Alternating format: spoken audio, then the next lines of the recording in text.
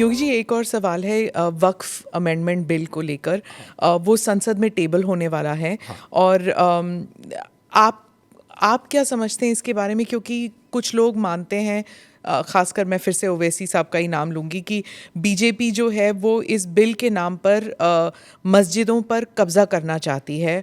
और भारत के मुसलमान जो हैं अब खतरे में है, क्योंकि इबादत की जगह नहीं मिलेगी उन्हें। देखिए, भाजपा मस्जिद में कब्जा करके क्या करेगी? मंदिर और ढूंढेंगी। ये मुझे लगता है कि गुमराह कर रहे हैं। वक्फ के नाम पर आखिर कितना ज़मीन कब्जा करोगे? दूसरा, वक्फ के नाम पर एक भी कोई इन्होंने वेलफेयर का काम किया हो, एक भी नहीं आप गिना सकते। देखिए, वक्फ के नाम पे जो भी आता है उसने उस प्रॉपर्टी को अपने व्यक्तिगत स्वार्थ के लिए दुरुपयोग किया है, बेचा है, औने पौने दाम पे बेचा है। आज स्थिति क्या है? एक एक प्रॉपर्टी के लिए कई कई लोगों को इन्होंने प्रॉपर्टी को बेचा है।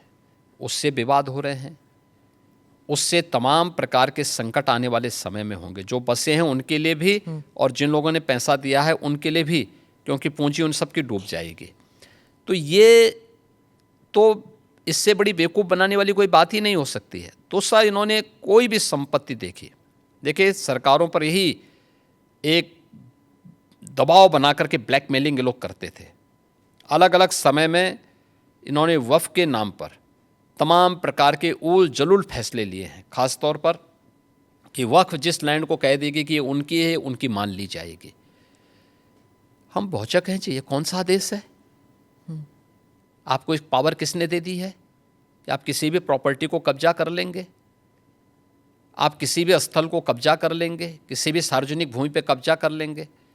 तो ये नहीं हो सकता है। ये वक्फ संशोधन अधिनियम जेपीसी ने जो अपनी सिफारिश की है, ये आज की आवश्यकता है और इसको समयबद्ध तरीके से आगे बढ़ना चाहिए। और मुझे लगता है देश के हित में भी होगा, मुसलमानों के हित में भी होगा। जी, डिलिमिटेशन पर जो दक्षिण के राज्य हैं वो थोड़े नर्वस कह लीजिए। वो कहते हैं कि पॉपुलेशन के आधार पर रिप्रेजेंटेशन नहीं होना चाहिए।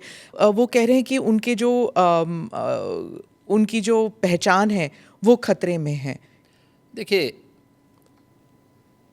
माननीय गृह मंत्री जी ने इस मामले में बहुत स्पष्टता के साथ कह दिया है और ये केवल स्टालिन के नाम ने जो बैठक की है, केवल एक राजनीतिक एजेंडा है उनका।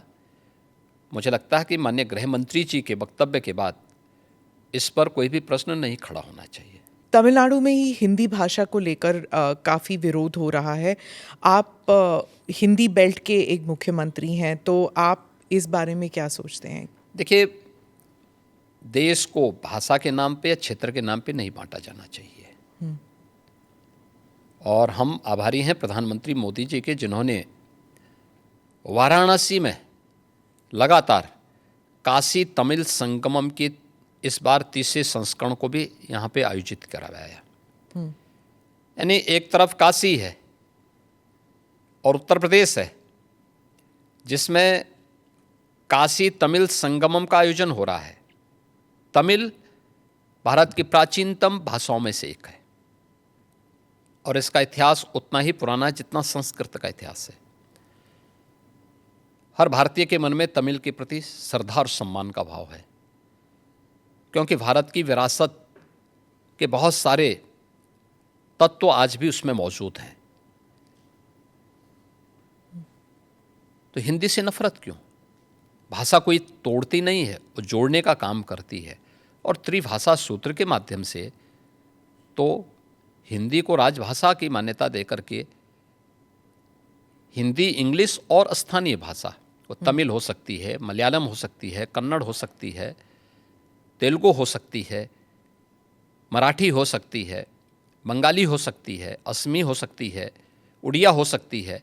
किसी भी अन्य भाषा को आप लोकल स्तर पर लागू करिए। ये तो देश के अंदर एकता का संदेश देने वाला, उत्तर से दक्षिण तक, पूरब से पश्चिम तक पूरे भारत को एकता के सूत्र में जोड़ने वाला माध्यम है। और मुझे लगता है कि भारत का राष्ट्रगान भी इसी बात का संदेश देता है। ये केवल एक संकीर्ण राजनीति है। जब इन लोगों के वोट बैंक खिसकते हैं तो ये लोग इसी प्रकार की क्षेत्रीयता की और भाषाई आधार पर बांटने की दुरभिसंधि करते हैं। जनता जनार्दन को देश की एकता के लिए इस प्रकार के किसी भी षड्यंत्र से हमेशा सचेत रहना चाहिए। कर्नाटका में और तमिलनाडु में खासकर इन दोनों राज्यों में कई लोगों का मानना है कि जब यूपी या बिहार के जो हिंदी स्पीकिंग स्टेट्स के लोग जाते हैं और वहाँ पर बसते हैं, 10-15 साल भी रहते हैं, पर वहाँ की स्थानीय भाषा नहीं बोलते, हिंदी ही बोलते हैं और ऑटो रिक्शा वालों के साथ या फिर किसी रेस्टोरेंट में हिंदी में ही बात करते हैं, स्थानीय भाषा में नहीं करते।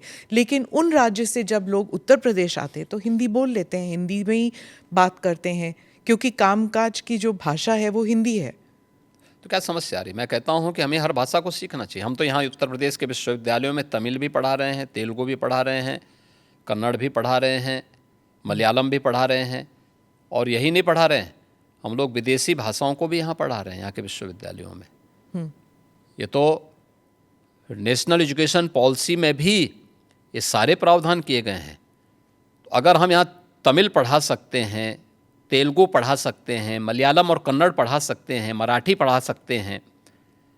कल ही मैं बिठूर में गया था, नानाराव पेशवा के पावन जयंती कार्यक्रम के साथ जुड़ने के लिए गया था।